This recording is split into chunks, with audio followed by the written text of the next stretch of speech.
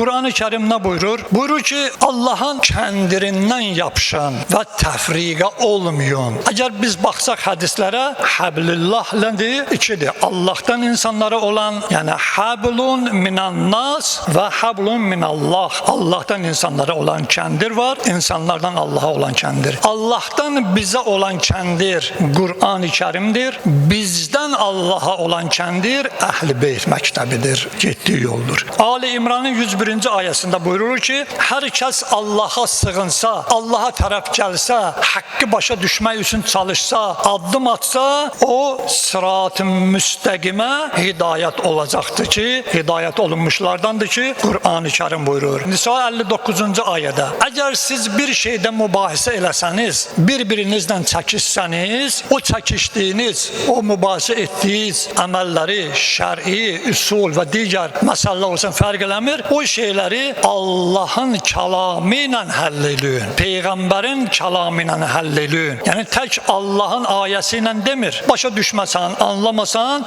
gel peygambere müracaat elə. Peygamberden soruş ki ya Resulallah bu mesele nece halleleyek ve senin fikrin nedir? İndi ise baxaq. Görək bu imamet, bu vilayet ne üçündür?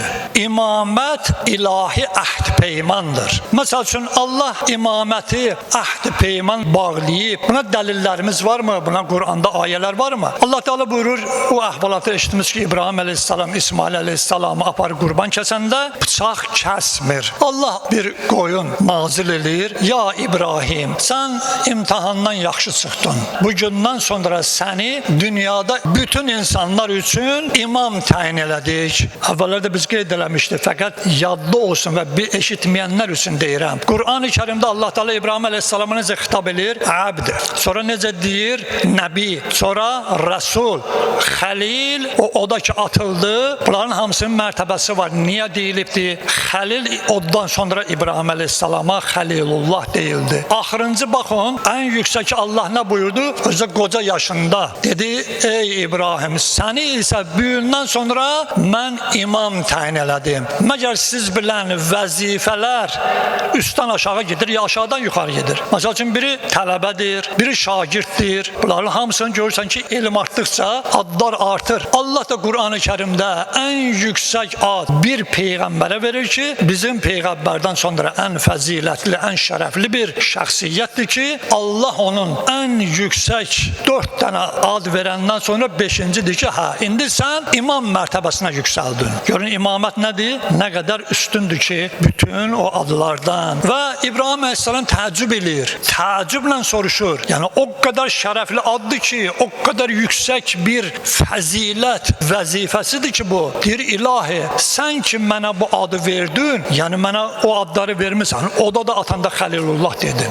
Heç onda mənə imam demedin. Ama indi mənə imam deyirsən. İlahi məndən başka da, mənim evlatlarıma da beləsinə bir vəzifə veriləcəkdir. Allah ne buyurur? Qala la yanul ahdi zalimin. Ancaq o şəxslərə veriləcəkdir ki o ad onlar zulüm etməmiş olsunlar. İndi baxaq görək bu Allah'ın əhdi məgər elə İbrahim Aleyhisselama deyilibdimi? Məgər İbrahim Aleyhisselama deyilibmi ki ey İbrahim sənə imamət verilibdir, sənin də evlatlara imamət veriləcək. Yəni Allah öz peyğəmbərlərinə və öz peyğəmbərlərinin varislərinə imaməti başqalarına da veribdimi?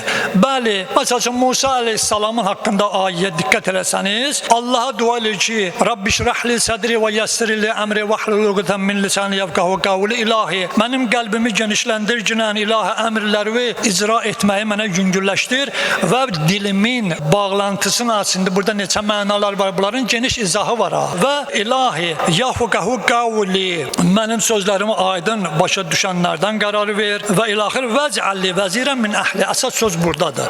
Vec'alli vəzirən min əhli.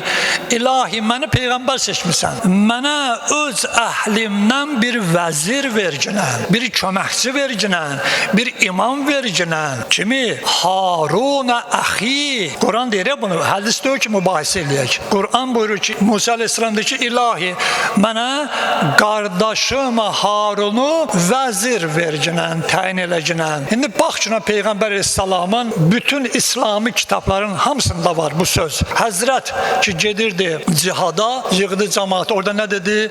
deyir, ey Əli, sən Harunun Musaya olan mislisən, sən qalırsan Mədinədə, məni əvəz eləyirsən. Yəni Peyğəmbər İslam əleyhissalamı bu cürə təyin eləyir və bunun kimi hədislər yüzlərləndir. Burada baxırsan ki, nə deyir məsələ? Yəni Allahın əhdidir, Allahın istəyidir ki, Peyğəmbərin varisi olsun, Peyğəmbərin bir köməkçisi olsun. İlahi hökmranlıq naminə imama mütləq itaət lazımdır. Yəni istəyirsən ki, Allahın qanunların, Allahın dinin yaşadasan, onda nə etməlisən? Gərək Peyğəmbərə itaət eləyəsən və onun qoyduğu vəzir, imam, mavin kimi təyin edibsə, gərək ona itaət eləyəsən. Bu da ayə.